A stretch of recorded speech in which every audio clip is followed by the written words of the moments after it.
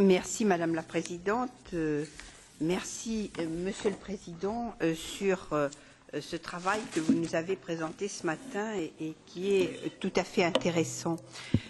Moi, je voudrais d'abord vous dire du fond du cœur que j'ai trouvé extrêmement intéressant le fait que vous ayez insisté sur le fait que pour vous, l'économie verte, entre guillemets, ça n'est pas que l'économie environnementale au sens strict du terme, mais vous avez beaucoup insisté sur la durabilité sociale.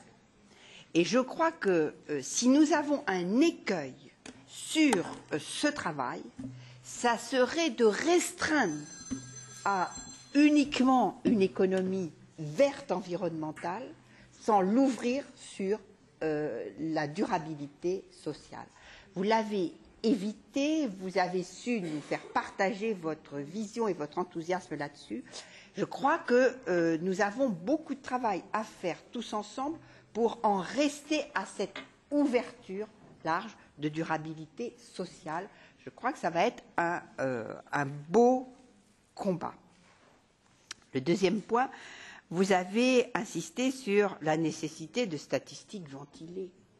Mais bien sûr qu'on a besoin de statistiques ventilées parce qu'il faut pouvoir prouver les inégalités que certains ne veulent pas voir.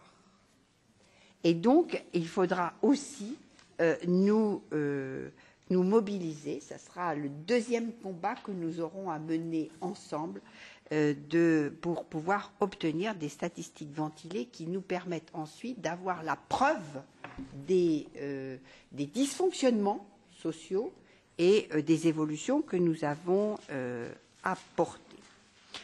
Le troisième point sur lequel je vous soutiens totalement, c'est sur la parité dans les prises de décision à tous les niveaux. On ne pourra pas évoluer sur cette question-là comme sur les autres si nous n'avons pas cette volonté de parité au plus haut niveau dans les prises de décision. Et je vais vous donner tout à l'heure quelques exemples parce que tout ne va pas bien. Et donc, les femmes représentent 50% de la population. Tous nos États investissent énormément en égale formation des hommes et des femmes. Et en fait, ensuite, il y a une mauvaise transformation de cette excellente formation des femmes. Et il y a une mauvaise transformation dans la mesure où elles ne sont pas au poste qu'elles méritent, elles n'ont pas les carrières qu'elles méritent, elles ont des carrières beaucoup plus plates que les hommes, et elles ne participent pas aux prises de décision, ce qui fait que le déséquilibre se poursuit.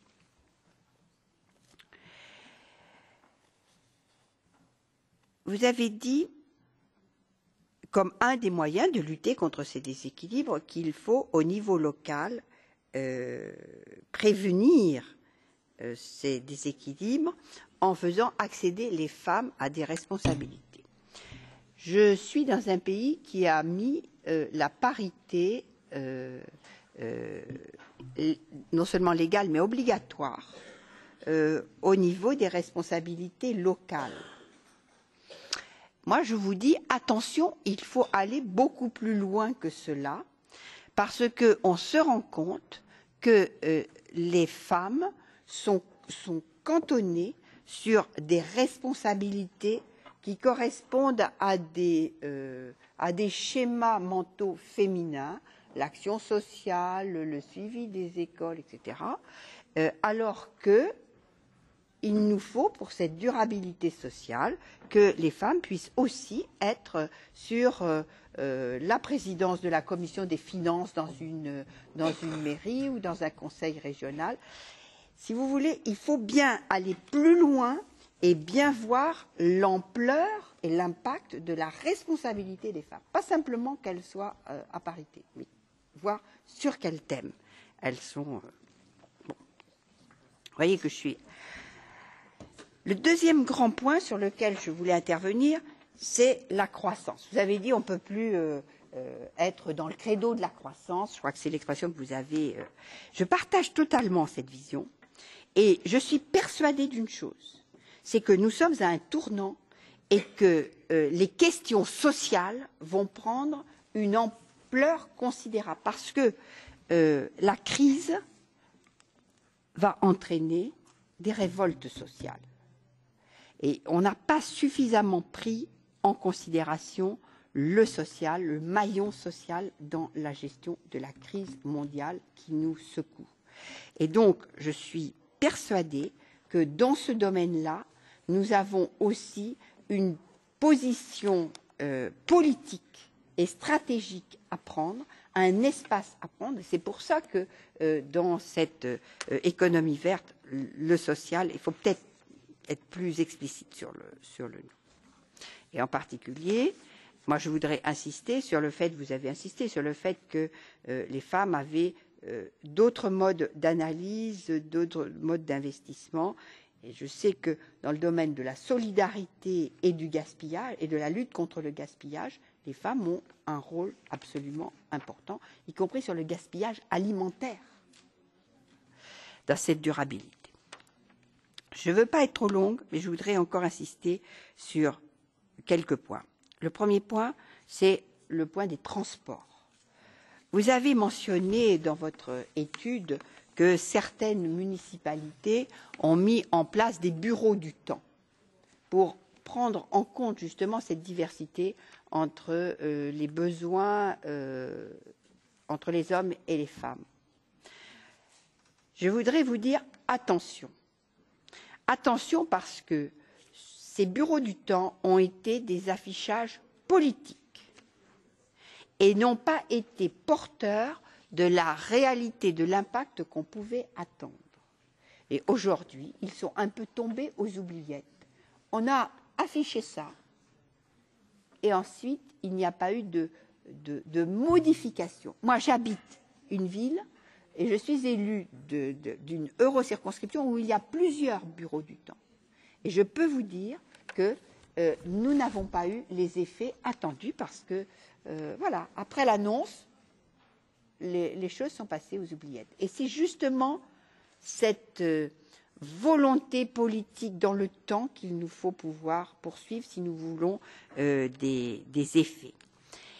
Je voudrais enfin insister sur un dernier point, c'est la lutte contre les stéréotypes et l'orientation dans tous les métiers. Vous savez que la féminisation des métiers est un souci extrêmement important. Quand un métier se féminise trop, on constate une dévaluation de ce métier. Et par contre, dans les stéréotypes, on voit bien qu'il y a certains métiers techniques vers lesquels les femmes n'ont pas tendance à s'orienter, mais dans lesquels les responsables de formation n'ont pas tendance à aller chercher des filles. Et je visitais semaine dernière dans ma circonscription une formation de réparateur mécanicien d'éoliennes. Métier à la fois technique et sportif, qui avait été financé par des fonds européens. Et je demandais combien de filles. Alors évidemment, ma question a déjà secoué, parce qu'elle était impertinente, et il y avait eu une fille. Et j'ai continué à demander comment a-t-elle trouvé du travail à la fin de sa formation. Et là, ils étaient les professeurs et les responsables de formation m'ont dit, elle a été courtisée par toutes les grandes entreprises. Tout le monde voulait, toutes les entreprises voulaient embaucher cette fille prioritairement. Et donc j'ai dit, mais je reviendrai. Et je veux voir combien vous allez, dans les années qui viennent, faire évoluer cette féminisation de ce métier. Voilà, on est dans l'économie verte, on en parle, mais il faut aller sur le terrain, il faut voir ce qui se passe. Et il faut voir que si on ne met pas beaucoup de pression politique, on n'y arrivera pas.